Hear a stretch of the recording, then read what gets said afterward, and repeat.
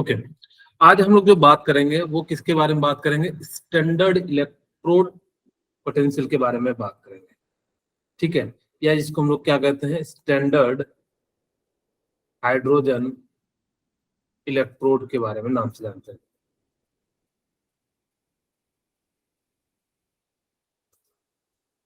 इसको हम लोग जो है ना एक और नाम से जानते हैं, मतलब इसको प्यार से सी के नाम से भी जाना जाता है, ठीक है?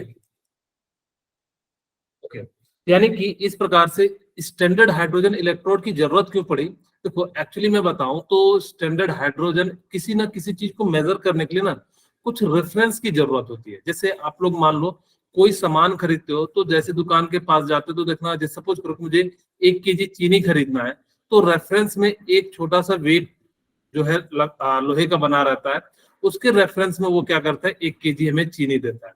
उसी तरीके से हमें भी सेल को जो है मेजर करना था, तो किसके रेफरेंस में मेजर करेंगे? तो उसी तरीके से अगर हमें किसी ना किसी के जो है क्या करना पड़ेगा, रेफरेंस लेना पड़ेगा। तो उन्होंने कहा कि आप एक काम करो कि स्टैंडर्ड हाइड्रोजन इलेक्ट्रोड को लो और उसके रेफरेंस में हम लोग क्या करेंगे, मेजर करेंगे। मेरे ख्याल से ये बात आपको समझ में आ गई होगी कि स्टैंडर्ड हाइड्रोजन इलेक्ट्रोड को क्यों यूज किया जाता है। ये रेफरेंस के रूप में यूज किया जाता है। जैसे मैंने कहा कि हम किसी चीज को वेट करते हैं तो किसी ना किसी के रेफरेंस में वेट करते हैं। उसी तरीके से सेल को जब वेट करते हैं या सेल को जब मेजर करते हैं कि उसमें कितना वोल्ट है, जैसे आप लोगों ने देखा होगा कि अलग अलग बैटरी पे लिखा रहता है, कोई 2 वोल्ट का है, कोई 3 वोल्ट का है, कोई 9 वोल्ट का है। इस प्रकार से देखिएगा अलग अलग वोल्ट का जो है ना आपको बैटरी मिलेगा। वो कैसे मेजर किया जाता है? तो स्टैंडर्ड हाइड्रोजन इलेक्ट्रोड के मेजर से किया जाता है। अब मान लो कि एक लड़के से मैंने पूछा कि सी को जानते हो, तो उसने बोला नहीं, तो इसको एक और नाम से भी जाना जाता है, नहीं के नाम से। It is known as normal hydrogen electrode. इसको एक और नाम से जाना जाता है। किस नाम से जाना जाता है? इलेक्ट्रॉन नहीं होगा, सॉरी, इलेक्ट्रोड होगा ये।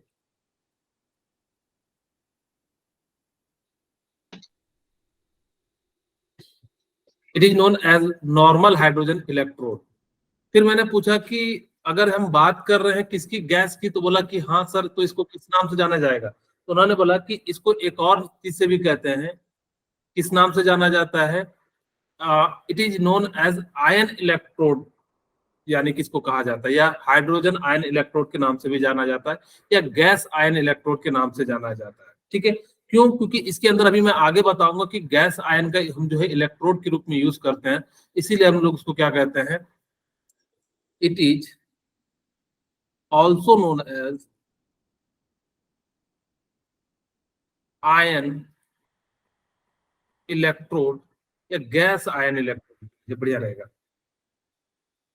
गैस आयन इलेक्ट्रोड के नाम से जानते हैं, ठीक है? ये तो 2 पॉइंट बहुत ही आसान था कि हमने जो है इसको क्या कहा, हमने जो है इसको एक तो नॉर्मल हाइड्रोजन नाम के NHE के नाम से जानते हैं, और दूसरा इसमें के अंदर जो है गैस आयन के रूप में इलेक्ट्रोड यूज करेंगे तो इसको हम लोग क्या कहेंगे, गैस आयन इलेक्ट्रोड कहेंगे, ठीक है? अच्छा, इसको ना हम रेफरेंस इलेक्ट्रोड के रूप में यूज करते हैं। It is used as a reference electrode. Reference electrode के रूप में हम इसको क्या करते हैं, यूज करते हैं, which is set by IUPAC. इसको जो है ना हम रेफरेंस के रूप में यूज करते हैं, और इसको जो है किसने कहा, आयुपेक ने जो है इसको कहा कि आप इसको हाइड्रोजन को, यानी कि स्टैंडर्ड हाइड्रोजन इलेक्ट्रोड को आप क्या कीजिए, आप रेफरेंस मान के जो है यानी कि यूज कीजिए। ये आम लोगों ने नहीं कहा था, आयुपेक ने कहा था। आयुपेक आपको मैंने बताया था कि एक ऑर्गेनाइजेशन होता है जिसका काम क्या होता है कि जितने भी केमिस्ट्री के कुछ चीजें जो है डेवलप हो रही है, उनको कैसे नाम करना है, कैसे उनकी प्रॉपर्टी, सारी चीजें जो है ये डिसाइड करती है। ये ऑर्गेनाइजेशन है जिसका कहाँ पे, स्विट्जरलैंड में इनका जो है मुख्यालय है, ठीक है? तीसरा पॉइंट, सॉरी चौथा पॉइंट। अब देखो, यानी कि हमने ये तो 2 नाम से जान लिया। अब गैस आयन इलेक्ट्रोड के नाम से जानते हैं या नॉर्मल हाइड्रोजन इलेक्ट्रोड के नाम से जानते हैं। इसकी खासियत क्या होती है ना, इनके जो 2 हाफ होते हैं, it behaves like it behaves like anode half and cathode half. Cathode half. Anode half and cathode half. ये जो है ना सबसे अच्छी बात इसकी यही लगती है कि ये दोनों तरह से बिहेव कर सकता है। एनोड के रूप में भी यूज कर सकते हो, कैथोड के रूप में भी यूज कर सकते हो। बाकी जैसे बहुत सारे जो चीजें होती है वो या तो आप एनोड के रूप में यूज कर सकते हो या फिर कैथोड के रूप में यूज कर सकते हो। लेकिन इसकी एक खास बात क्या है, इसको हम लोग क्या कर सकते हैं, दोनों के रूप में यूज कर सकते हैं। ठीक है। Yes, last sir. पॉइंट अगर जो मैं बात करूं, वैल्यू ऑफ सी या स्टैंडर्ड, मैं नेक्स्ट पेज में लिख देता हूं क्योंकि आएगा नहीं यहाँ।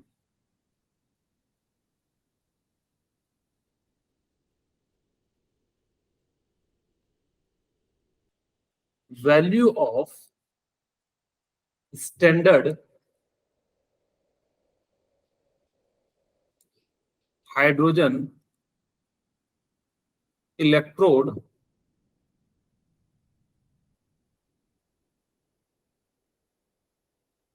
is 0 for oxidation half and reduction half।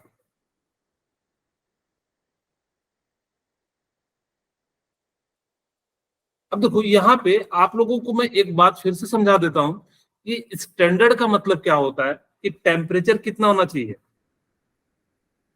बोलिए। So 25 degrees Celsius. Very good. Temperature 25 degree होना चाहिए। प्रेशर कितना होना चाहिए, 1 atomic. 1 एटमॉस्फेरिक प्रेशर या 1 एटम 1 एटीएम या फिर 1 बार होना चाहिए। और उसका जो कंसंट्रेशन लोगे वो कितना लेना चाहिए, 1 मोलर ले लेना चाहिए। ठीक है। अगर ये सारी कंडीशन है तो वो क्या हो जाएगा, स्टैंडर्ड हाइड्रोजन इलेक्ट्रोड हो जाएगा। अभी हमने ये बताया कि ये क्या क्या चीजें जो है फंक्शन कैरी करता है, इनके बारे में हमने जो है 3-4 पॉइंट जो है हमने पढ़ा। अब मैं इसका कंस्ट्रक्शन बताता हूं, क्यों ये इतना ज्यादा इंपॉर्टेंट है, ध्यान से सुनिएगा। मान लो मेरे पास, मैं यहाँ पे जो है बना देता हूं, यहाँ पे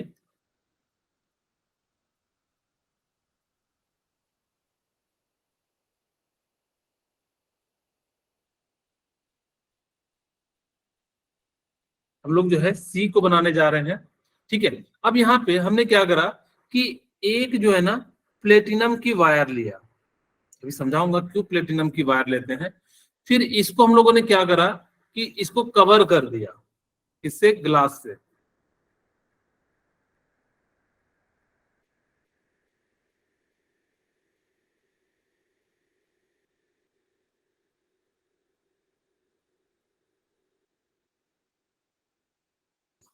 ठीक है। हमने जो इसको किससे कवर कर दिया, यहाँ से ग्लास से कवर कर दिया और यहाँ से भी ग्लास से कवर कर दिया। ओके। और यहाँ पे हमने क्या करा कि प्लेटिनम वायर से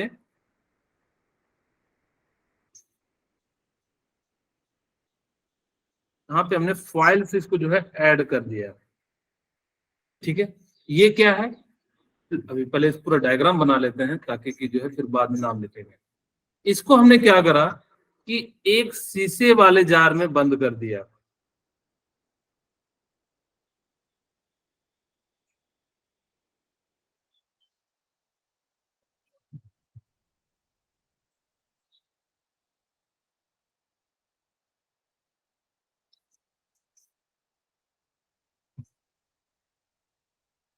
ठीक है। यहाँ पे हमने क्या कर दिया, सॉल्यूशन डाला, किसका, HCl का।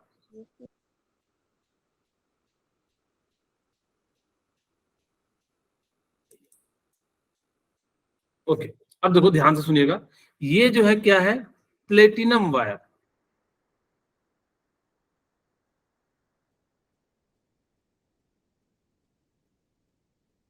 और ये जो है क्या है, एक ग्लास है ताकि कवर कर सके।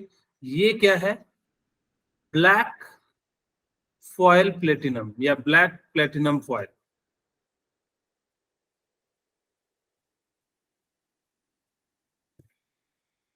ठीक है। और यहां से इसका जो टेम्परेचर है वो कितना है, 25 डिग्री सेल्सियस है। और यहाँ पे जो ये जो भरे हैं सॉल्यूशन वो क्या है, HCl है और इसकी मोलारिटी कितनी है 1 ml। प्रेशर हमने कितना ले लिया है यहाँ पे 1 atm ले लिया है। प्रेशर हमने कितना ले लिया 1 atm। ये इसका कंस्ट्रक्शन है। आपको देखो अपनी इसमें मैं एक और तरीके से भी दिखा सकता हूँ, अपने जो स्लाइड में है वहां पे देखिएगा ध्यान से। पहले समझते हैं कि होता क्या है, ध्यान से सुनिएगा। यहां से हमने क्या कराना कि हाइड्रोजन गैस को पास कराया। अब जैसे ही ये हाइड्रोजन गैस यहाँ पे ना एक छोटे सा होल कर देते हैं ताकि कि इससे जो है सॉल्यूशन इसके अंदर जो है मतलब जो है इन और आउट हो सके। ओके, अब जैसे ही यहां से क्या करा कि आपने H2 गैस को पास कराया तो ये क्या होगा, यहां से जाना शुरू हो जाएगा और जैसे ही सॉल्यूशन में आएगा तो क्या हो जाएगा, टूट जाएगा। किसमें टूटेगा, H2 जो है वो किसमें टूट जाएगा, H+, यानी कि 2H+ में टूट जाएगा और साथ में क्या निकलेगा 2 इलेक्ट्रॉन। अब देखो यहाँ पे ये जो प्लेटिनम का फॉयल होता है वो अच्छा इलेक्ट्रिसिटी का कंडक्टर होता है, तो ये इलेक्ट्रॉन को क्या करेगा, ले लेगा। यहाँ पे जो है इलेक्ट्रॉन जो है आ जाएंगे, मेरे ख्याल से दिख रहा होगा। इसको कलर चेंज कर देता हूँ ताकि कि आपको क्लियर विजिबल हो जाए कि इलेक्ट्रॉन जो है यहाँ पे आया और हाइड्रोजन कहाँ से आया, इन बगल वाले रास्ते से। जब ये सॉल्यूशन के अंदर आया तो सॉल्यूशन के अंदर जैसे ही आएगा, चाहे यहाँ पे जहां तक पानी इसका भरा होगा तो यहाँ तक ये जो है सॉल्यूशन पूरा का पूरा जो है होगा। अब जैसे ही सॉल्यूशन के अंदर H2 आएगा तो ये H2 किस में टूट जाएगा 2H+, चाहो तो इसको एक्वस लिख सकते हो और इसको हम लोग किस में लिख सकते हैं, गैस के फॉर्म में लिख सकते हैं। ओके, अब जब टूटेगा तो यानी कि इसको चाहिए क्या, माध्यम, तो ये क्या करेगा, धीरे धीरे प्लेटिनम के रॉड पे जो है आना शुरू हो जाएगा और ये इस तरह से देखो, यानी कि क्या हो गया, यहाँ पे इसका यूज करते हैं। इसको हम लोग क्या करते हैं, किसी दूसरे तरीके से अभी अभी और समझाएंगे दूसरे तरीके से। सपोज करो कि अब दूसरा केस क्या हो रहा होगा कि यहाँ पे, क्योंकि ये कैसा केस बन रहा है बताइए, यहाँ से 0 से +2 में जा रहा है, तो बताइए क्या हो रहा है इसका, ऑक्सीडेशन। ऑक्सीडेशन। ओके, तो ये जो है यहाँ पे ये बिहेव कैसा करेगा, मैंने कहा था लोन से आपको याद रखना है। जिसका ऑक्सीडेशन होगा तो ये बिहेव कैसा कर रहा है अभी, एनोड के फॉर्म में। Yes sir. यहाँ तक किन्हीं को कोई दिक्कत है तो बताइए। ये बात समझ में आ गई क्या मैं कहना चाह रहा हूँ, क्यों, क्योंकि ये जो है ना इस समय हाइड्रोजन किसके रूप में बिहेव कर रहा है, यानी कि एनोड के फॉर्म में बिहेव कर रहा है। ठीक है, अब देखो दूसरा केस मैं समझाता हूँ कि जब सॉल्यूशन के अंदर यहाँ पे क्या होगा, H+ और Cl- होगा। जब ये HCl है यानी कि एक्वस है तो यानी कि क्या होगा, तो पानी के साथ जो है टूट जाएगा और जैसे टूटेगा तो यहाँ से क्या हो जाएगा H+, और ये प्लेटिनम वायर जो है क्या करेगा, बगल वाले से यहाँ से क्या ले लेगा, इलेक्ट्रॉन ले लेगा और जैसे ही ले लेगा तो ये H+ है, यहाँ पे मैं ले लेता हूँ 2H+ क्योंकि मैं बैलेंस करूंगा, और यहाँ पे ये क्या करेगा कि प्लेटिनम वायर से ये क्या करेगा, यहाँ से इलेक्ट्रॉन लेगा और यहाँ पे क्या बन जाएगा, H बन जाएगा और H मिलके क्या बन जाते हैं, H2 बन जाते हैं। अब देखो यहाँ से प्लस से 0 जा रहा है यानी कि इसका क्या हो गया, रिडक्शन। इसीलिए मैं कह रहा था कि ये कैसा बिहेव करता है, ऑक्सीडेशन हाफ के रूप में भी बिहेव करता है और ये रिडक्शन के हाफ के रूप में भी बिहेव करता है, यानी कि एनोड के रूप में भी यूज कर सकते हैं इसको, हम लोग कैथोड के रूप में भी क्या कर सकते हैं, यानी कि यूज कर सकते हैं। अब आपके मन में आ रहा होगा कि सर ठीक है, मैं ये तो समझ गया कि हम क्या ये प्लेटिनम वायर ही यूज कर सकते हैं, तो हाँ बिल्कुल प्लेटिनम वायर ही यूज करना। क्यों, क्योंकि ये क्या होते हैं, इनर्ट होते हैं। इनर्ट का मतलब होता है जो किसी के साथ रिएक्शन नहीं करते हैं।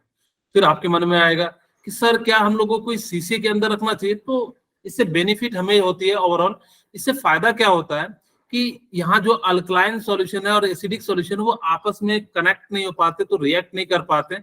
दूसरा ये आसानी से साफ हो जाता है, तो इसीलिए हम लोग क्या करते हैं, इसको शीशे में जो है कवर करके कर सकते हैं। चाहो तो ऐसे भी कर सकते हैं लेकिन वो रिएक्ट नहीं करना चाहिए, तो इसीलिए इसका हम लोग क्या करते हैं, यहाँ से यूज करते हैं। बोलिए क्या आपको थोड़ा थोड़ा समझ में आया सी के बारे में, बोलिए। हाँ बोलिए। Yes sir. हाँ, किन्हीं को कोई डाउट होती है यहाँ तक पूछ लीजिए मेरे से एक बार, अगर किन्हीं को। सर रिडक्शन वाला रिपीट कराना, रिडक्शन वाला। चलिए ठीक है, मैं इसको एक नए पेज में जो है बिल्कुल अच्छे से समझाता हूँ। अब मैं यहाँ पे क्या ले लेता हूँ, एनोड हाफ लेता हूँ। मैंने यहाँ पे क्या लिया, एनोड हाफ।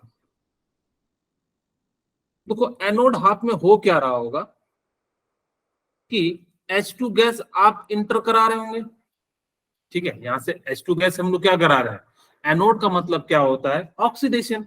ऑक्सीडेशन का मतलब क्या होता है? Loss of electron. तो ये क्या हो रहा होगा कि H2 गैस किसमें टूट जा रहा होगा?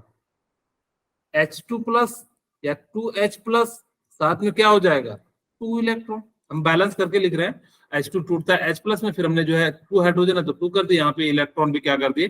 2 कर दिए। ओके, अब यहाँ पे हमें तो दिखने में लग रहा है यानी कि कैसा हो रहा है, यहाँ से 0 से यहाँ पे जा रहा है, तो यानी कि इसका क्या हो गया? ऑक्सीडेशन हो गया। यहाँ पे क्या हो गया? ऑक्सीडेशन। और आपको मैंने बताया था जहां ऑक्सीडेशन होता है उसको हम लोग क्या कहते हैं? एनोड कहते हैं। तो इसीलिए एनोड वाले साइड हो रहा है, तो इसलिए इसको हम लोग क्या कहें? एनोड हाफ कहें। अच्छा, इसको रिप्रेजेंटेशन कैसे करते हैं ये देख लीजिए। Representation of anode half. Anode half को हम लोग कैसे रिप्रेजेंट करेंगे? तो यहाँ पे ध्यान दीजिएगा, क्योंकि इस टाइप के आपके क्वेश्चन बहुत ज्यादा देखने के लिए मिलेंगे। ओके, अब देखो मैंने क्या करा कि यहाँ पे आपको H2 जो है, यहाँ पे सबसे पहले प्लेटिनम लिख देना। प्लेटिनम H2 वो किस में जा रहा है? यानी कि आपका जो है H प्लस एक्वस में जा रहा है। ठीक है, चाहो तो यहाँ पे 2H प्लस लिख देना ताकि कि आपको समझ में आए कि यहाँ पे जो है कितना जा रहा है। इसको हम लोग क्या करेंगे? इसको सेल रिप्रेजेंटेशन तो नहीं कहेंगे, यानी कि एक साइड का रिप्रेजेंटेशन है, इसीलिए हम लोग क्या कहते हैं? इसको इलेक्ट्रोड रिप्रेजेंटेशन या 1/2 जो है रिप्रेजेंटेशन कहते हैं। अब कहोगे सर प्लेटिनम क्यों लिखा आपने? यहाँ तो मुझे समझ में आ गया कि H2 से 2H प्लस जा रहा है तो आपने ये लिख दिया, और आपने पहले भी बताया था सेल रिएक्शन में पहले एनोड को लिखते हैं, फिर ब्रिज बनाते हैं, फिर यहाँ पे जो हम लोग कैथोड लिखते हैं। खैर यहाँ पे आपने कहा कि सर ब्रिज हमने यूज नहीं किया साल्ट ब्रिज का, इसलिए यहाँ पे रिप्रेजेंट नहीं कर रहे हैं। ठीक है, लेकिन आपके मन में क्वेश्चन आ रहा होगा कि सर हम प्लेटिनम क्यों यूज कर रहे हैं? क्योंकि प्लेटिनम हमने इलेक्ट्रोलाइट लिया, इनर्ट इलेक्ट्रोलाइट लिया है, जिस कारण से हम लोग क्या करेंगे कि ये जो है रिएक्ट नहीं करेगा, तो इसीलिए हम लोगों ने इसको क्या कर दिया है? रिप्रेजेंट कर दिया। अच्छा, ये तो आप लोगों को बिल्कुल समझ में आ गया होगा कि कैसे हो गया। अब हम बात करते हैं इसके सेकेंड हाफ की। मैं यहीं पे बना देता हूं यहाँ पे। अब हम कैथोड हाफ की बात करते हैं।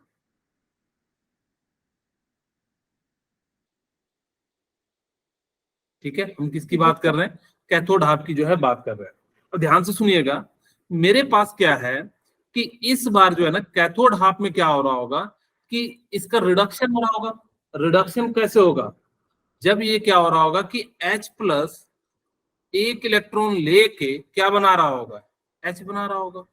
अब हम इसको पता है हमारे को H2 के फॉर्म में होता है, तो यहाँ पे हमने 2 से मल्टीप्लाई कर दिया, और यहाँ पे कितना कर दिया? 2 कर दिया।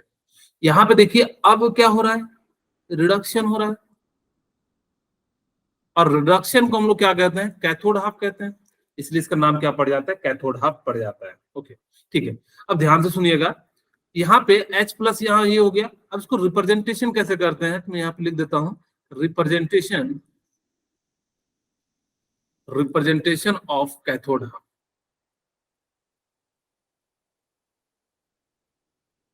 हम जो है इसको कैसे रिप्रेजेंट करेंगे, तो ये चीजें जो है देख लीजिए।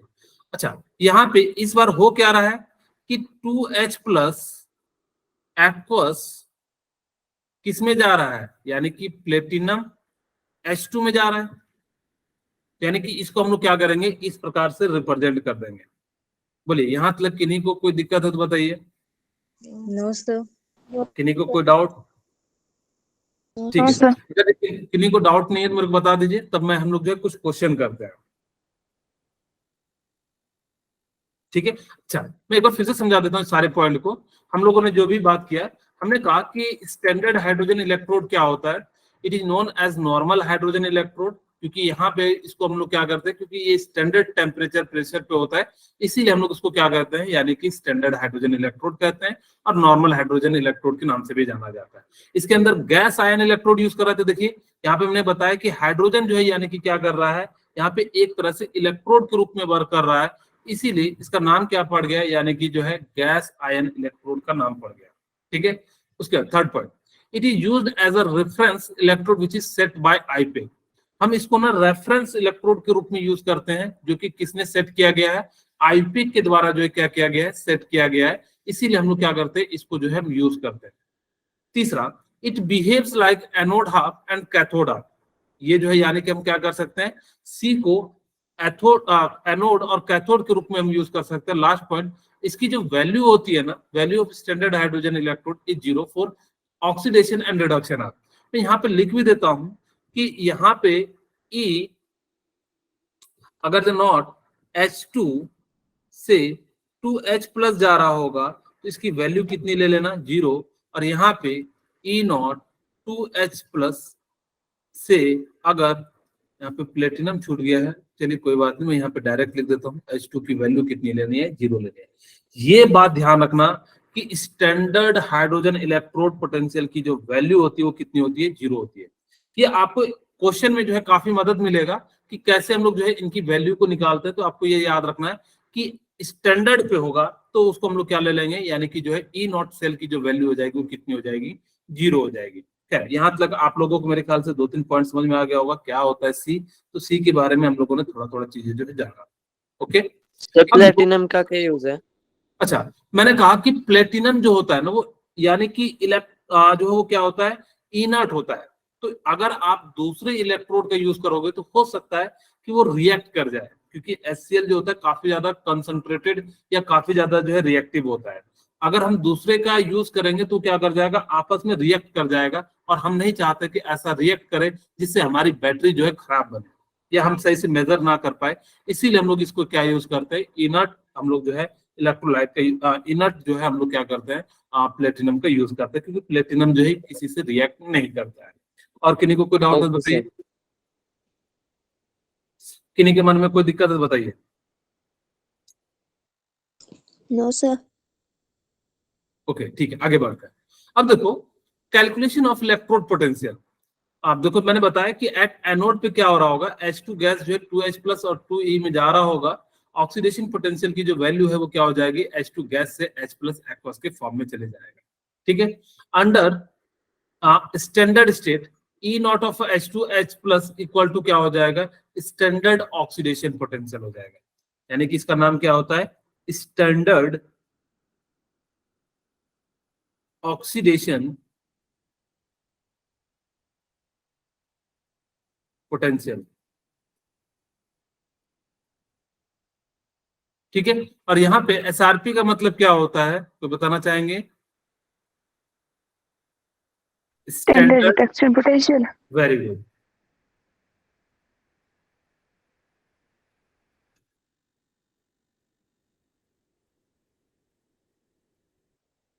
ओके अच्छा देखो, रिडक्शन पोटेंशियल जो आरपी की वैल्यू हो जाएगी वो EH प्लस H2, जैसे जस्ट मैंने आपको बता भी दी, यहाँ पे मैंने आपको वैल्यू भी निकाल के दिखा दिया। इसकी वैल्यू अगर स्टैंडर्ड होगी यहाँ वाले पे तो 0 लेना, ये वाले पे हम रिडक्शन वाले पे नहीं लेंगे। तो ये ध्यान रखना कि C का जो वैल्यू है 0 कब होगा, जब वो स्टैंडर्ड होगा। इसीलिए हम लोग क्या कहते हैं, स्टैंडर्ड हाइड्रोजन इलेक्ट्रोड। अगर ये ही होगा तो वहां 0 नहीं होगा, क्योंकि बदमाश होते हैं इसीलिए वहां 0 नहीं लेते हैं। ठीक है, तो C जहां होगा तो वहां पे जो हम लोग क्या ले लेंगे, यानी कि जो उसकी वैल्यू है वो 0 ले लेंगे। अंडर स्टैंडर्ड स्टेट यानी कि E not H2 equal to क्या हो जाएगा, SRP के बराबर हो जाएगा, और यहाँ पे कितना हो जाएगा, 0 हो जाएगा। ठीक है, ओके। अब देखो यहाँ पे इन्होंने कैसे बनाया है, यहाँ पे सेम चीजें बनाया। यहाँ पे इन्होंने क्या करा कि इधर से H2 गैस लिया, टेम्परेचर 1 atm रखा, और टेम्परेचर यहाँ पे 25 डिग्री है। जनरली नहीं दिया रहता है तो हम लोग क्या करते हैं, रूम टेम्परेचर या 298 केल्विन ले लेते हैं। ओके ठीक है, अब देखो यहाँ से हमने क्या करा, H2 गैस को पास कराया, तो ये क्या हो जाएगा, यहाँ से टूटेगा और इसके सॉल्यूशन के अंदर जाएगा, और जैसे सॉल्यूशन के अंदर जाएगा तो H2 जो है टूट के क्या हो जाएगा, 2H प्लस, और साथ में क्या निकलेगा, 2 इलेक्ट्रॉन जो है निकलेगा। और ये इलेक्ट्रॉन किस पे आना शुरू हो जाएगा, इस प्लेटिनम वायर पे जो है आना शुरू हो जाएगा। For C reference potential is taken to be 0 at all temperature. यानी कि जो इसका जो SH यानी कि C की जो वैल्यू होगी, मैंने आपको जस्ट पॉइंट में भी लिखाया था कि हम लोग जो इसकी वैल्यू ऑक्सीडेशन और रिडक्शन पोटेंशियल या इलेक्ट्रोड की पोटेंशियल की जो वैल्यू है वो कितना लेना है, 0 लेना है। यहाँ पे कहता भी कि standard oxidation potential and standard reduction potential की वैल्यू फॉर किसके लिए, C के लिए जो है कितना ले लेना है, 0 ले लेना है। मैंने जस्ट अभी आपको समझाया कि HCl यहाँ पे अगर रिवर्स कंडीशन में क्या हो जाएगा, ये HCl टूटेगा H प्लस और Cl माइनस में, और ये H प्लस क्या करेगा, इस प्लेटिनम वायर से इलेक्ट्रॉन लेगा, और यहाँ पे क्या बन जाएगा, H प्लस एक इलेक्ट्रॉन लेके क्या बन जाता है, हाइड्रोजन बन जाता है। फिर दूसरा हाइड्रोजन यहाँ दिखता है इसी तरह से, और हाइड्रोजन हाइड्रोजन आपस में कंबाइन हो जाते हैं और यहाँ पे क्या बना लेते हैं, H2 का फॉर्मेशन कर देते हैं। इसीलिए मैं इसको सीधे सीधे ऐसे लिख देता हूँ। ये कैसा हो जाता है, यानी कि जो है कैथोड पे होता है, इसीलिए हम लोग इसको क्या कहते हैं, कैथोड पोटेंशियल कहते हैं। ठीक है, बोलिए यहाँ तक किन्हीं को कोई दिक्कत बताइए, क्या समझ में आ रहा है? Yes, Yes, sir. sir. Okay, Yes, sir. अब देखो, to calculate standard potential of any electrode of cell is coupled with standard hydrogen electrode. हम लोग किसी भी सेल को मेजर करते हैं ना, तो उसके लिए आपको मैंने कहा कि एक रेफरेंस की जरूरत पड़ेगी। क्योंकि आपको अगर जो सपोज करो कि मैं अगर जो मुझे 1 केजी चीनी लेना है, मैं किसके रेफरेंस में लूंगा? मुझे कोई हवा में दे देगा, कोई अगर जो हाथ से देगा तो हो सकता है किसी का हाथ छोटा बड़ा हो तो ज्यादा कम हो सकता है। अब देने वक्त छोटे हाथ से देंगे, लेने वक्त बड़े हाथ से ले लेंगे। जिसका एक दुकानदार वो क्या करता है कि बड़ा आदमी को रखेगा देने के लिए, छोटा आदमी सॉरी लेने के लिए बड़ा रख लेगा और देने के लिए छोटा आदमी को रख लेगा, इससे अगर इस तरह से रेफरेंस नहीं लेंगे। तो सेम यहाँ पे भी होता है कि हमें एक सबके लिए बराबर लेना पड़ेगा, ताकि कि वो ऐसा ना हो किसी को ज्यादा और किसी को जो है क्या हो जाए, कम मिले। ठीक है, तो to calculate standard potential of any other electrode a cell is coupled with standard hydrogen electrode. यानी कि हम लोग क्या करते हैं, उसको रेफरेंस के रूप में निकालते हैं, फिर उससे हम लोग क्या करते हैं कि वहां से जो हम लोग क्या कर लेते हैं, मेजर कर लेते हैं, and its potential measure that give the value of electrode potential of that electrode. Suppose करो कि जैसे हमने कहा कि आपको चीनी लेना है, तो हमने एक जगह बटखरा रखा और दूसरी जगह जितना चीनी की जरूरत हुआ उसको जो है बराबर नाप के हम क्या कर देते हैं, दे देते हैं। ठीक है, इस प्रकार से हम लोग क्या कर लेते हैं, निकाल लेते हैं। अच्छा, मैं यहाँ पे आपको एक दो चीज पहले समझाता हूँ ताकि कि आपको जो ज्यादा समझ में आए। मुझे अगर जो किसी का भी वैल्यू निकालना हो, ठीक है, जैसे मैं यहीं पे समझा देता हूँ, ई सेल इक्वल टू क्या हो जाएगा, यानी कि कैथोड माइनस एनोड। ठीक है, यहाँ पे देखिए ध्यान से, सपोज करो कि मेरे को क्या करना है कि आपको मैंने फॉर्मूला बताया था, ई नॉट ऑफ सेल का जो फॉर्मूला था, बताइए क्या था, बताइए। Sir E naught of, E cathode minus E anode. अच्छा, कैथोड की जो वैल्यू थी वो किसकी लेनी है, रिडक्शन पोटेंशियल। हाँ, वेरी गुड। किसकी वैल्यू लेनी है, आरपी की वैल्यू लेनी है।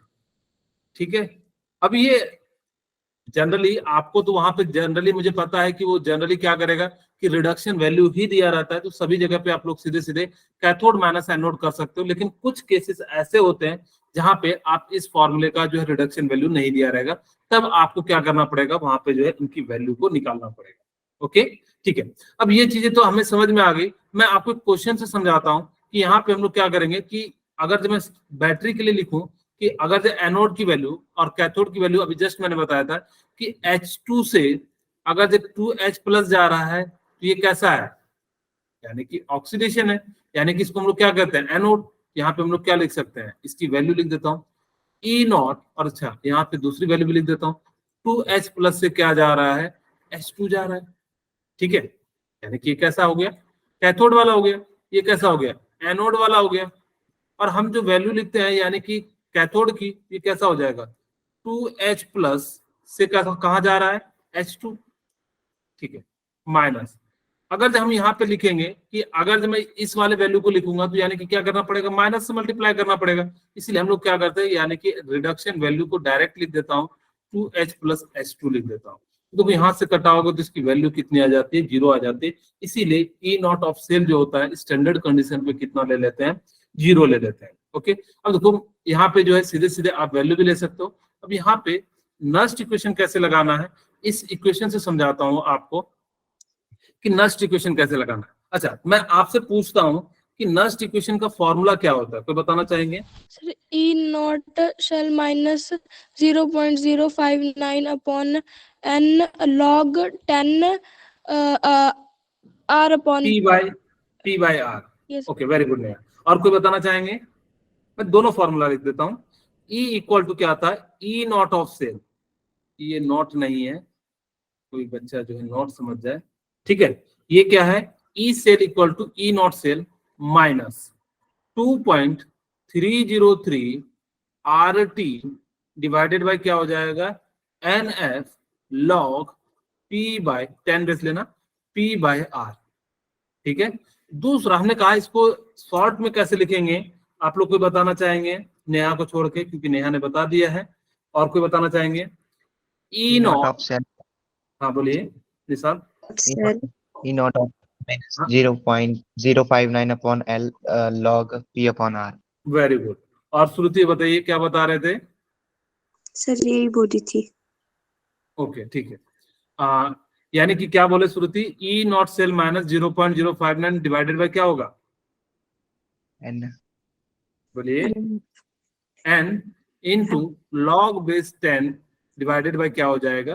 P by R. अच्छा, ये पी और आर की वैल्यू किसकी लेनी है? कंसंट्रेशन की लेनी है या किसी और की? concentration very of good, product and concentration. अच्छा देखो, अब यहाँ पे ध्यान दीजिएगा, खैर हमारा तो इसी फॉर्मूले से यूज हो जाएगा तो हमें कोई दिक्कत भी नहीं है। Find the electrode potential at 25 degree Celsius for H2SO4। अब देखो आपको क्या कह रहा है कि इसके लिए हमें क्या करना है, निकालना है। ठीक है, यहाँ पे H2SO4 का कंसंट्रेशन मैं लिख देता हूँ, यहाँ पे कितना है? 0.05 है। ठीक है, अगर ये यहाँ पे 1 हो जाता तब तो स्टैंडर्ड हो जाता, तो स्टैंडर्ड हो जाता तब तो 0 हो जाता। हम यहाँ पे चाह रहे हैं कि नस्ट इक्वेशन से जो है इसको निकालें। ओके, अच्छा देखो ध्यान से सुनना कि H2 बन रहा है। अब H2 कैसे बन रहा होगा? तो H2SO4 टूट रहा होगा किसमें?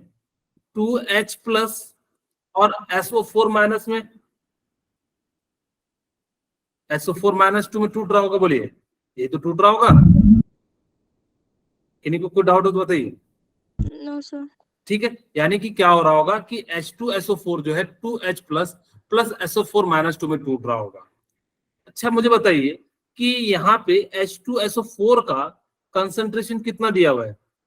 0.05। ठीक है, तो इसका कंसंट्रेशन कितना हो जाएगा? 0.1, क्योंकि जितना टाइम से स्टिचियोमेट्री होता है उतना तो मल्टीप्लाई कर देते हैं। यहाँ पे 0.05 है तो यहाँ से कितना हो गया? 0.1 हो गया। ओके, अब हमारा काम बन गया। हम तो चाह रहे थे यही कि इसकी जगह H2SO4 की जगह पे मैं क्या लिख देता हूँ? 2H प्लस से क्या हो रहा है? H2 बन रहा है और इसका कंसंट्रेशन अब कितना हो गया? 0.1 मोलर हो गया। अच्छा, ई सेल निकालना है मुझे। ई सेल की value E naught cell, E naught cell यानी कि आपको मैंने कहा कि अगर जो स्टैंडर्ड हाइड्रोजन है, क्योंकि जिसके रेफरेंस में निकालते हैं तो उसको तो हमने क्या मान लिया? 0। आपको जस्ट बताया था। बाकी वैल्यू पुट करते हैं, 0.059 डिवाइडेड बाय n। बोलिए, और यहाँ पे लॉग बेस 10। प्रोडक्ट यहाँ पे क्या है आप खुद देख सकते हो कि प्रोडक्ट H2 है। तो H2 का कंसंट्रेशन अगर गैस के टर्म में, यहाँ पे प्रेशर के टर्म में दिया रहेगा तो यानी कि कितना ले लेंगे? 1 ले लेंगे। अब यहाँ पे देखो 2H प्लस है तो H प्लस का कितना है? 1 है। और आपको कहा था जितना स्टिचियोमेट्री रहता है उतना हम लोग क्या कर देते हैं? पावर कर देते हैं। बोलिए, यहाँ तक किन्हीं को कोई दिक्कत है तो बताइए। No sir. ओके ठीक है, अब ध्यान से सुनिएगा कि E cell equal to minus 0.059 divided by n log 10 base, यानी कि कितना? 0.1 है तो ऊपर जाएगा 10, 10 का स्क्वायर कितना हो जाएगा? 100। मैं यहाँ पे लिखूं 10 का स्क्वायर। Yes sir. ठीक है, अब यहाँ पे देखिए आपके पास माइनस 0.059 और n की वैल्यू कितनी है? 2, क्योंकि 2 इलेक्ट्रॉन जा रहा है यानी कि कितना हो जाएगा? डिवाइडेड बाय 2, और यहाँ से कितना आ जाएगा? 2, और ये 2 से 2 कैंसिल हो जाएगा और इसकी वैल्यू कितनी हो जाएगी? 0.59 हो जाएगी। ठीक है, यहाँ से जब लोग क्या निकाल लेंगे? 0.59 वोल्ट निकाल लेंगे। क्या आप लोगों को ये समझ में आया? Yes sir. किन्हीं को कोई डाउट हो तो पूछ लीजिए। किन्हीं के मन में कोई दुविधा है तो बताइए। सर ये बता दो फिर से 0.1 पे क्यों लगाया? अच्छा ठीक है, आपके मन में आ रहा होगा कि सर ठीक है, मुझे ये नहीं समझ में आया कि H2SO4 का दिया था तो हमने इसको कैसे लिया। यहाँ पे ध्यान से सुनिएगा, नया H2SO4 था तो हमने इसको तोड़ा तो 2H प्लस SO4 माइनस 2 में टूटा। आपको मोल कॉन्सेप्ट में बताया गया होगा कि अगर ये 1 मोल है तो ये कितना मोल होता? 2 मोल। याद है? Yes sir. जिनको मैंने पढ़ाया था उनको मैंने बताया था कि अगर ये 1 मोल है तो इसका मतलब ये 2 मोल है। अगर ये 1 मोल है तो ये कितना मोल बनेगा? 1 मोल SO4 बनेगा। तो हमने कहा कि भाई ये इतना मोल है तो इससे कितना बनेगा? 2 टाइम्स ज्यादा बनेगा मोल। हमने भाई कहा कंसंट्रेशन है तो कंसंट्रेशन के टर्म में हमने कर लिया, 0.05 है तो यहाँ पे 2 है तो 2 से मल्टीप्लाई कर दिए। जितना कोफिशिएंट होता है, सपोज करो कि यहाँ पे 3 होता तो हम लोग यहाँ पे कितना करते, 0.55 को कितने से मल्टीप्लाई कर देते, 3 से हम लोग जो है क्या कर देते, मल्टीप्लाई कर देते, तो SO4 - 2 का कंसंट्रेशन निकल जाता। बस आपको ध्यान क्या रखना है कि जब भी आपको डायरेक्ट नहीं दिया रहे तो आप सबसे पहले देखो कि सेल रिएक्शन यानी कि H2 बन रहा है, इसका मतलब है यहाँ से H2 निकल रहा होगा। अब H2 की वैल्यू नहीं दी हुई है आपको, किसकी दी हुई है, सल्फ्यूरिक एसिड की वैल्यू दी हुई है, तो हम इससे निकालेंगे। पहले रिएक्शन लिखे और जैसे ही रिएक्शन लिखे तो यहाँ से क्या हो जाएगा 0.05 और यहाँ से इसको मल्टीप्लाई करेंगे। तो मैं एक क्वेश्चन दे देता हूँ फटाफट से। सपोज करो कि पूरा सेम टू सेम यही है और मैंने इस बार कहा कि H3PO4 ले लिया, ठीक है, मैंने क्या ले लिया, H3PO4 और इसका मैं कंसंट्रेशन दे देता हूं 0.03। मैंने कितना दे दिया और आपको कहता है ई नॉट सेल जो है ई की वैल्यू निकालनी है। मैं डायरेक्ट निकाल रहा हूँ, बाकी सारे कंडीशन सेम है। H3PO से जो है क्या बन रहा है, प्लेटिनम H2 बन रहा है। रूम टेम्परेचर 25 डिग्री सेल्सियस है, मेरे को निकालना है। तो मैंने कहा कि भाई E cell equal to E naught of cell minus क्या फॉर्मूला बताइए, 0.059 0.059 by n log 10 1 n divided by क्या हो जाएगा, लॉग बेस 10, ऊपर में क्या लिखेंगे, P/R। R लिख देंगे। ओके ठीक है, यहाँ तक तो किन्हीं को कोई दिक्कत नहीं है। अब हमने कहा कि भाई देखो मेरे को यहाँ से क्या हो रहा है, H3PO4 से क्या होगा 3H प्लस और PO4 - 3 हो जाएगा, यही तो होगा। और इस बार ये कंसंट्रेशन दिया हुआ है 0.03, तो बताओ ये कितना हो जाएगा, 0.033 मैं ले लेता हूं ताकि कि बिल्कुल एग्जैक्ट आ जाए। तो 33 और यहां से इसको मल्टीप्लाई कर दूंगा 3 से और इसकी वैल्यू अप्रॉक्स में कितनी आ जाएगी, 0.1 आ जाएगी। ठीक है, मैंने अप्रॉक्स ले लिया ताकि कि कैलकुलेशन, क्योंकि आपको लॉग की वैल्यू निकालने नहीं आती, आप लोगों को शायद टेबल भी नहीं देखने आता होगा कि कैसे लॉग की वैल्यू हम लोग निकालते हैं। इसीलिए जो है, हाँ सॉरी, कोई कुछ बोलना पूछना चाह रहे हैं, बोलिए। हाँ तानवी क्या कह रहे हैं,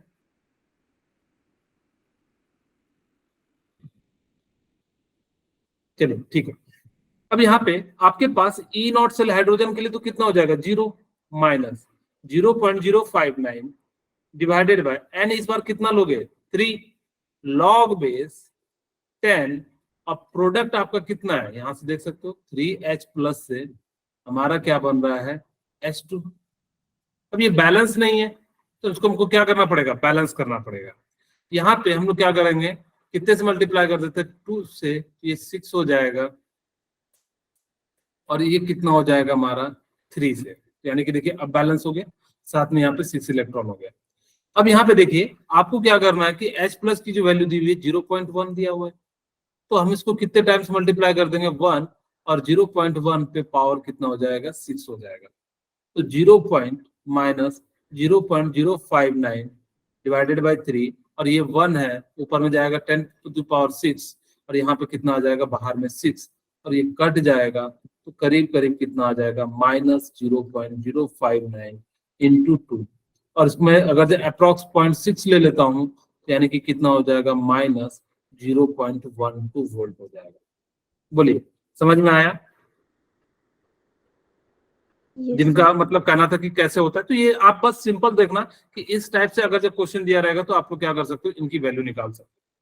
नेक्स्ट क्वेश्चन देखिए, find the electrode potential at 25 degree Celsius for an electrode in contact with solution pH. कितना दिया हुआ है, 10 दिया हुआ है। ओके, अब आपको क्या दिया हुआ है, पीएच की वैल्यू कितनी दी हुई है, 10 है। अगर पीएच की वैल्यू 10 दिया हुआ है ना, सीधे सीधे मैं बताऊं, पीएच अगर जब 10 हो तो सीधे सीधे कंसंट्रेशन है 10⁻10 कर देना, ठीक है, यानी कि -10, यानी कि जितना दिया रहेगा उसको हम लोग क्या कर देते हैं 10⁻10 के फॉर्म में ले जाते हैं। पीएच जो भी वैल्यू दिया रहेगा, यहाँ पीएच 10 दिया था तो हमने क्या करा 10⁻10 ले लिया।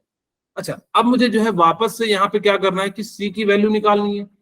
तो ई सेल इक्वल टू क्या हो जाएगा बताइए, E naught of cell minus हाँ, ई नॉट ऑफ सेल माइनस क्या हो जाएगा 0.059 डिवाइडेड बाय, बताइए क्या होगा, N n N into log, क्या हो जाएगा log ऊपर में, base 10 हाँ log P base by 10 P by R। Very good Bhuvaneshwari, thank you. अब यहाँ पे देखिए आपको ये क्या कह रहा है कि H2 प्लस जा रहा है, find the electrode potential at 25 degree Celsius for an electrode contact with a solution whose pH is 10। यानी कि हमने ये तो कंसंट्रेशन निकाल लिया। वो क्या रहा है कि H2 से ये कहाँ जा रहा है, यानी कि H प्लस में जा रहा है, ठीक है, और इसकी वैल्यू कितनी दी हुई है इस बार 10 टू द पावर माइनस 10 दिया हुआ है। यहाँ पे हम लोग पता है कि आपको मैंने बताया C के लिए यानी कि कितना हो जाएगा 0.059 डिवाइडेड बाय कितना हो जाएगा n, यहाँ पे कितना है 2, ठीक है, लॉग बेस 10। इस बार प्रोडक्ट आपको दिया हुआ है 10 टू द पावर माइनस 10 दिया हुआ है, ठीक है, और यहाँ पे आपको क्या दिया हुआ है R की वैल्यू यानी कि 1 हो जाएगा, और जैसे यहाँ पे 1 हो जाएगा तो यानी कि कितना हो जाएगा माइनस 0.059 डिवाइडेड बाय इसका स्क्वायर हो जाएगा, ठीक है, क्योंकि 2H प्लस है, यहाँ पे 2 भी तो होगा, यानी कि इस प्रकार से हम लोग कितना लिख देंगे 2, इसको मैं रिडक्शन के फॉर्म में लिख देता हूं तो ज्यादा मेरे ख्याल से बढ़िया रहेगा। 2H प्लस से ये क्या बन रहा होगा H2 बन रहा होगा। तो यहाँ पे इसका कंसंट्रेशन कितना दिया है 10 टू द पावर माइनस 10, और ये कितना हो जाएगा 1, और यहाँ पे हम लोग कितना लिख देते हैं 10 टू द पावर माइनस 10 का स्क्वायर, उल्टा लिख दिया 1, क्योंकि प्रोडक्ट है, प्रोडक्ट हमारा 1 है, और यहाँ पे 10 टू द पावर माइनस 10 का स्क्वायर हो जाएगा, ठीक है, और ये ऊपर जाएगा तो यानी कि कितना हो जाएगा 20, और ये 20 हो जाएगा तो यानी कि ये कितना हो जाएगा 10, और यहाँ से आपकी वैल्यू कितनी आ जाएगी 0.59 हो जाएगा। बोलिए समझ में आया या नहीं आया, या इसको डायरेक्ट 20 लिख देता हूँ मल्टीप्लाई करके। Yes sir. किन्हीं को कोई डाउट हो तो बताइए। No sir. कुछ समझ में आ रहा है क्या होता है standard hydrogen electrode potential? Yes sir. Okay, yes sir हाँ किन्हीं को कोई डाउट हो तो पूछ लीजिए, नहीं तो मैं इसका अगला पार्ट बताता हूँ। सर 20 कैसे आया? क्या कह रहे हो, कितना क्या आया, कैसे आया 20? कोई और बताना चाहेंगे? उनकी आवाज बहुत कम कम आ रही है नेहा की मेरे पास। कैसे आया? ऐसा बुरी है ये। हाँ क्या बोले पूजा, एक बार फिर से बोले पूजा, आपकी आवाज क्लियर आ रही है। सर 20 कैसे आया? अच्छा ओके, 20 कैसे आया, ठीक है, यहाँ देखिए 10 टू द पावर माइनस 2 है, जिसको मल्टीप्लाई करेंगे तो कितना हो जाएगा, यहाँ मैं ऐसा लिख दूं बगल में 10 to the power into 1 by 10 to the power minus 20 लिख दूं, मल्टीप्लाई हो जाएगा। यस ओके, yes अब sir आपको पता है कि ये पावर कैसा हो जाएगा, ऊपर चले जाएगा, कैसा हो जाएगा log base 10 to the power 20, power ऊपर जाता है तो क्या हो जाता है प्लस हो जाता है। अब ये जैसे 20 आपको मैंने कहा लॉग बेस पर जो भी पावर होगा तो क्या हो जाएगा, बाहर आएगा तो कितना आ जाएगा 20 आ जाएगा, इसलिए हमने इसको क्या करा इस प्रकार से लिख दिया। यस बोल, अब क्लियर है नेहा? ओके ठीक है, अब इसका मैं फटाफट से सेकंड पार्ट बता देता हूँ, 1 मिनट, ठीक है, इसका जो यूज है ना वो कहाँ कहाँ होता है, अब मैं आपको सबसे पहले बताता हूँ। इसको हम ना यूज करते हैं, it is use for determine the electrode potential. इसका हम लोग कहां पे यूज करते हैं, इलेक्ट्रोड पोटेंशियल के रूप में इसका यूज करते हैं, यानी कि किसी भी बैटरी के आपको अगर से निकालना हो तो हम लोग इसको वहां पे यूज करेंगे। दूसरा, never gives absolute value,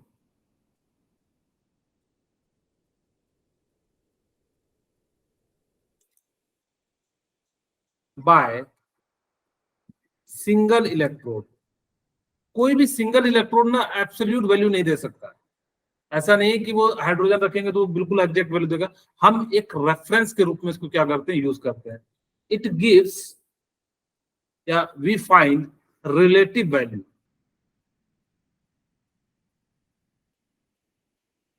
relative value with respect to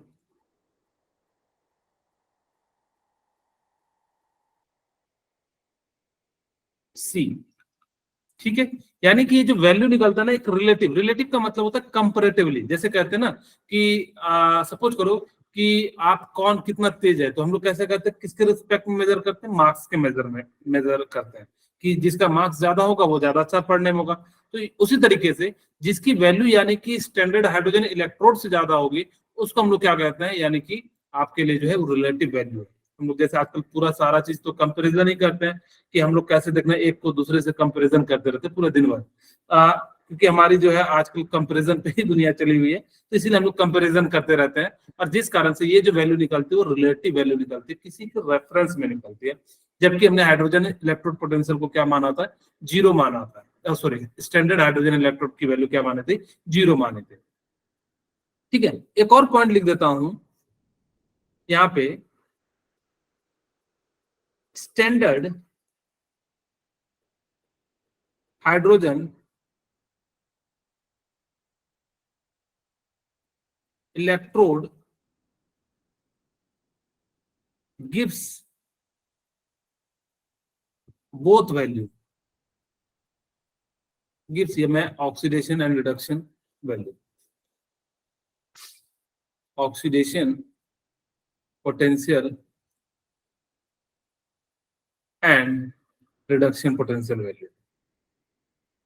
ये क्या करता है कि दोनों वैल्यू देता है। मैंने जस्ट अभी आपको बताया भी था, इसको ऑक्सीडेशन के रूप में भी हम यूज कर सकते हैं, oxidation potential and reduction potential value. ठीक है, ये क्या करेगा, दोनों वैल्यू को देता है, जिस कारण से हम लोग क्या करते हैं, इसको ऑक्सीडेशन के रूप में भी यूज कर लेते हैं, एनोड जो है कैथोड के रूप में भी यूज कर लेते हैं, और एनोड के रूप में भी यूज कर लेते हैं। आपको मैं एक एग्जांपल बताता हूं जो कि मैंने अभी स्किप किया था पीछे, उस चीज को समझाने के लिए मैं यहाँ पे यूज करता हूँ। ठीक है, सपोज करो कि इस बार मैंने क्या करा, एक साइड जो है जिंक लिया और जिंक का सॉल्यूशन ले लिया। यहाँ पे मैंने क्या लिया, एक जिंक का रॉड लिया, ये सॉल्यूशन है, और यहाँ पे मैंने क्या करा, इस बार जो है जिंक का रॉड ले लिया। जब जिंक का रॉड लोगे तो जिंक का सल्फेट भी लेना। दूसरे में हमने क्या लिया, हाइड्रोजन लिया। मैं पूरा नहीं दिखा रहा हूं, बस आपको समझाने के लिए, आप समझ जाना कि यहाँ पे हमने क्या करा हुआ है, हाइड्रोजन का यूज किया हुआ है। जैसे मैंने पहले बनाया था उस तरह का नहीं बना रहा हूँ, बस सिंपली यहाँ पे एक मैं पूरा जो है इस तरह से बना देता हूँ। चलो मैं बना ही देता हूँ, नहीं तो आप लोग कहोगे मेरे पास समय है, 2-4 मिनट एक्स्ट्रा ले लूंगा, काम बन जाएगा।